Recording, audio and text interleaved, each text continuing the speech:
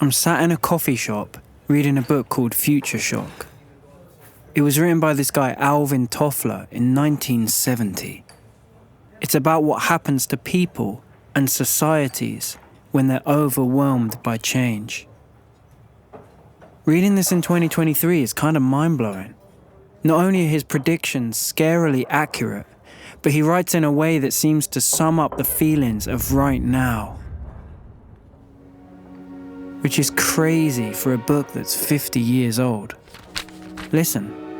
Future shock is the dizzying disorientation brought on by the premature arrival of the future. He goes on. The striking signs of confusional breakdown we see around us. The spreading use of drugs, the reoccurrent outbreaks of vandalism and undirected violence. The politics of nihilism and nostalgia can all be understood better by recognizing their relationship to future shock.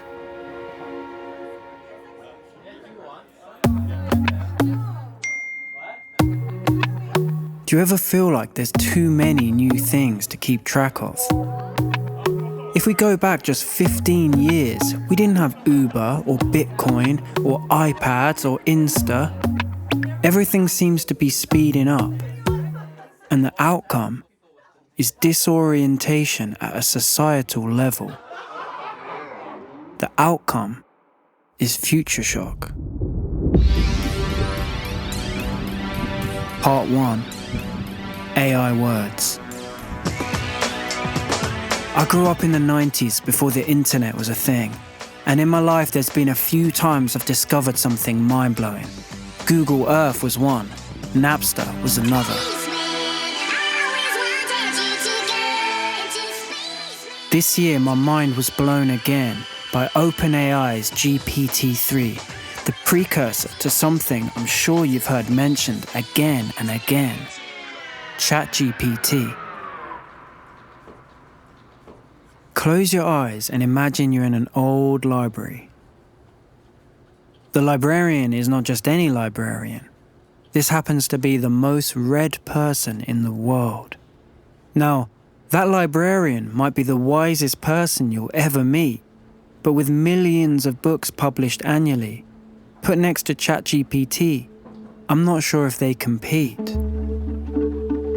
ChatGPT is a large language model, an LLM. That means it's trained on words, and it's one of many AI systems in development. This one, essentially, is that librarian on steroids. And just like the best librarians, it doesn't mind having a little chat with you. I'm in my studio looking at the website chat.openai. I type, how many books are you trained on? It tells me it's trained on millions of books, hundreds of millions of websites, and it can recall any of them in seconds. I ask it to summarize the book Future Shock, and it quickly does. Future Shock is a groundbreaking exploration of the social... Yeah, I know what you're thinking. Amazon can do that too, right? But one thing Amazon can't do is context switch. So let's ask it to summarize the book in the form of a haiku. And within seconds, it replies. Pace of change so fast. Future shock sets in at last. New ways to outlast. Maybe that use case seems trivial to you. I mean, it kinda is, but it can do so much more.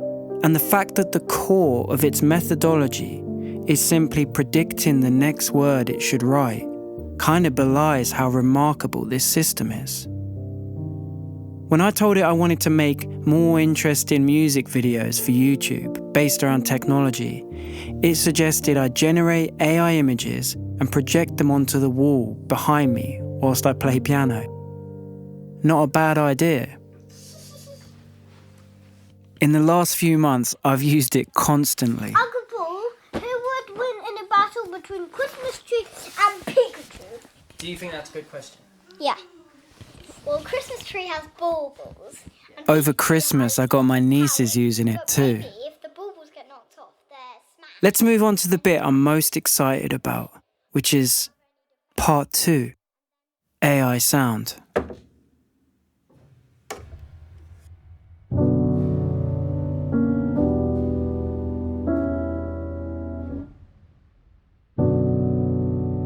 rediscovered a love for the piano, and most of that is thanks to my teacher, Noriko. She's been pushing me to find my own interpretation of whatever it is I'm playing, like this piece by Rachmaninoff. I'm gonna try and explain something here. I believe in the search for truth within music. The search to unravel complex emotions and nuance with sound.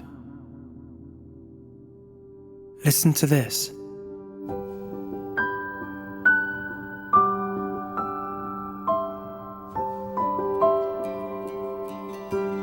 This is Kuchusen by Yoko Kanno. I find myself returning to it again and again.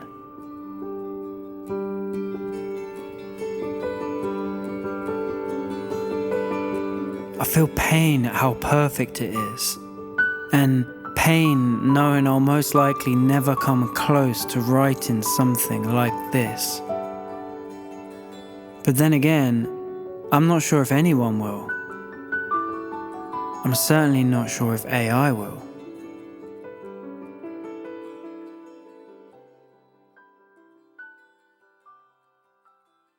A couple months back, David Guetta shared a new piece of music he'd made that employs AI to mimic Eminem. This is the future rave sound. I'm getting lost in an underground. This is the future rave sound. I'm getting lost in an underground. For me, this was a really novel use of AI technology. I'm not sure if it was artistic in a pure sense, but it was interesting and fraught with legal issues, I'm sure.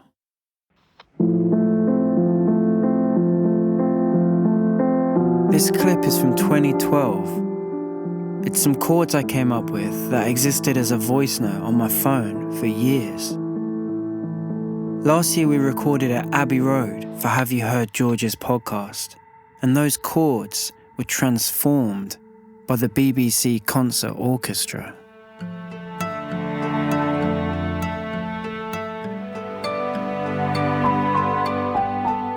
It took 10 years from an initial idea to a realised version, and I think I needed that time.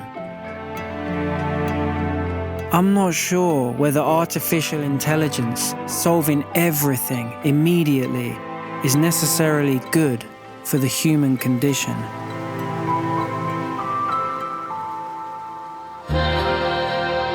Still, there are countless experimentations happening with sound, like this one.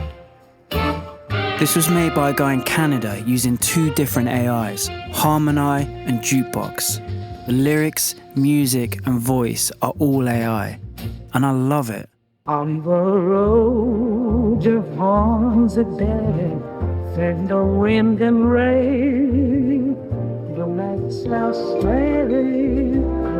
It was trained on 1.2 million songs that were cut up into small clips. And from all that data, it's made a song. Imagine it re-recorded with a live jazz band. Imagine where we'll be in 5 years. Part 3, the future. I need to say more about some of the issues surrounding AI. It's able to write a paragraph or produce a song because it's been taught, it's been trained. The source of the data it's trained on is really important. And whilst an artist can use someone else's work as inspiration, they can't copy it. It's the same for songs. And even if the AI is using the original work purely as, quote, inspiration, I still think artists should have a say if their content is being used to train these large AI models. I recently asked ChatGPT for a quote on Ghana's journey to independence for an episode I'm making with George the Poet. It provided the perfect Eisenhower quote, but when we tried to locate the source, or even better, an audio clip, we couldn't find one. Luckily with ChatGPT you can ask it to explain what it does, and so I asked it if the quote was verbatim, and within seconds, it replies. No. This is truly worrying. I've been thinking about it for days now. A lie can be halfway around the world before the truth has its shoes on. I'm going all in with your beak. One of my favorite podcasts is called All In. 4 mega successful tech entrepreneurs and thinkers. In this episode, they're talking about AI, and their takes are really interesting. This is David Sachs. This is the power to rewrite history. It's the power to rewrite society, to reprogram what people learn and what they think. This is a godlike power.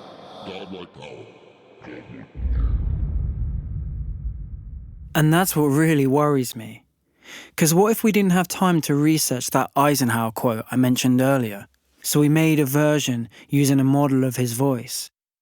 Who would fact check it? Or is it all fake news going forward?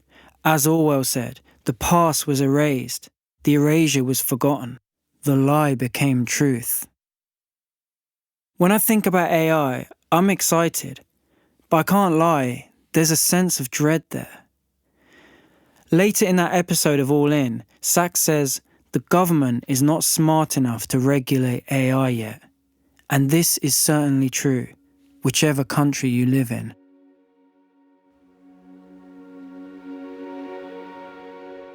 Let's go back to the book I mentioned at the start of this piece. In its intro, Toffler says, "No serious futurist deals in predictions." That's funny to me because he goes on to make a series of predictions again and again. So in a bid to show that I'm also not a serious futurist, I'm going to leave you with a prediction of my own. I believe within the decade we'll see a government run by AI, and instead of voting for a particular political party, you'll vote for a particular algorithm. See you in 2033 then.